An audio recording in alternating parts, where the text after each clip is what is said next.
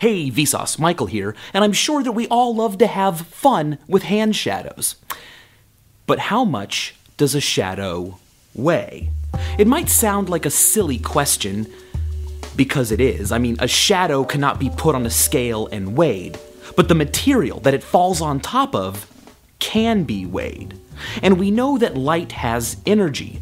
In fact, when light encounters an object, it pushes that object just a little bit. On the surface of Earth, when sunlight is hitting it, every square inch is being pushed with a force of about a billionth of a pound, which is basically nothing.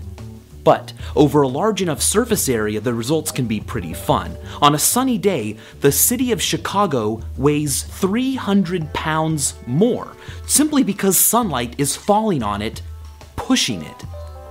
In outer space, where solar wind isn't filtered by Earth's atmosphere or magnetic field, the results are even bigger.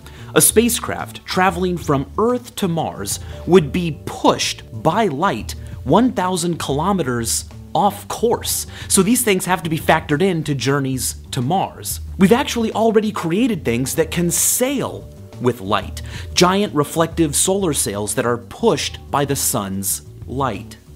So in a way that is calculatable, though difficult to measure, an area covered in shadow technically weighs less than surrounding areas being pushed by light.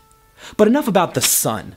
There are 3 astronomical bodies that can cast shadows on the surface of Earth bright enough for us humans to see.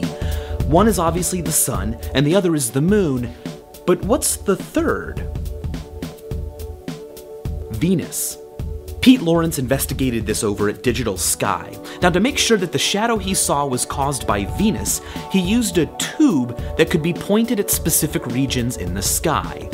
Inside the tube, he put a cutout shaped like the astronomical symbol for Venus. Now, here is light coming through the tube when pointed just adjacent to Venus, at a point in the sky relatively dark and empty to the human eye. But here is what came out of the tube when pointed at Venus: a Venusian shadow.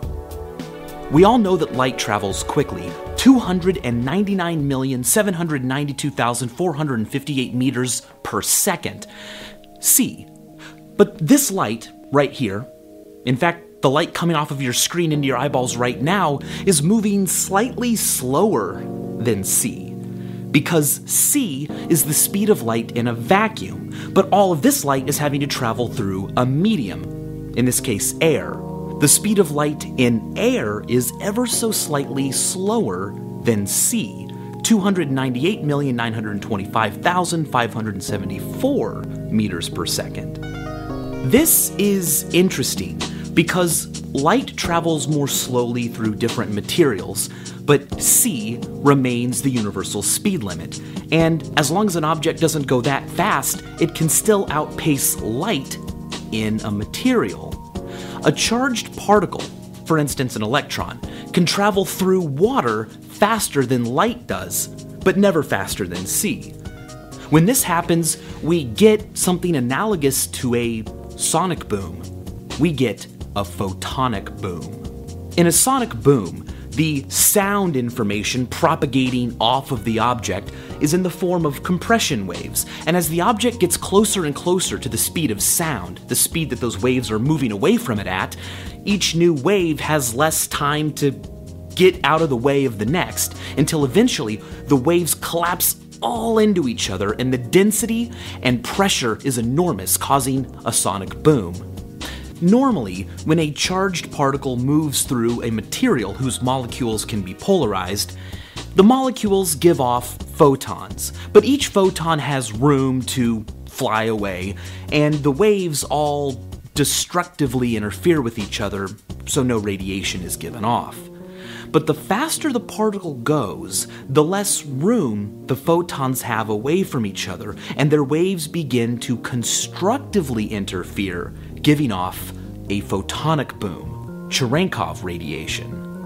Astronauts, especially those who have gone all the way to the moon, have reported seeing flashes of light. Many people attribute this to high-speed particles moving through the liquid inside their eye faster than light normally would, causing photonic booms right inside their body.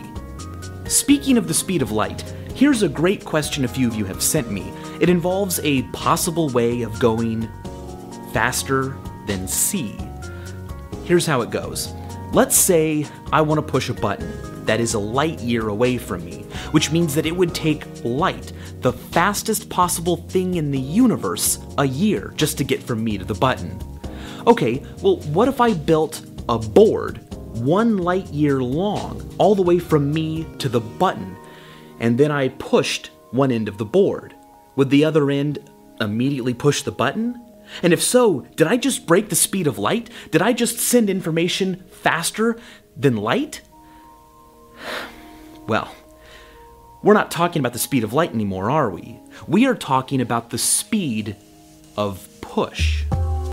When you push a rigid object, what you are really doing is putting a series of compression waves through the object, which move at the speed of sound in the object's material. The information about, whoa, we've been pushed, you should move, is sent via that compression wave, and it only travels at the speed of sound. So when pushing a normal day-to-day size type object, it feels almost instantaneous. But when pushing a light-year-long board, it would take a lot longer. A cool way to see this in action is to look at an object in which compression waves travel more slowly. For instance, what Veritasium has done blowing minds by showing slinkies being dropped. The information telling the slinky that, hey, we're moving, travels through the slinky slow enough that a slow-mo camera can see it happen. If you haven't watched all of Veritasium's slinky videos, you've missed out. In fact, you should watch all of their stuff. It is superb. But to wrap things up, here's the point. The speed of push is not instant, and it's certainly not the speed of light. But light can push you. In fact, technically, you weigh more when the lights are on than you do when the lights are off. I've put links in the description to all kinds of cool things you should definitely check out for fun and for science, and as always, thanks for watching.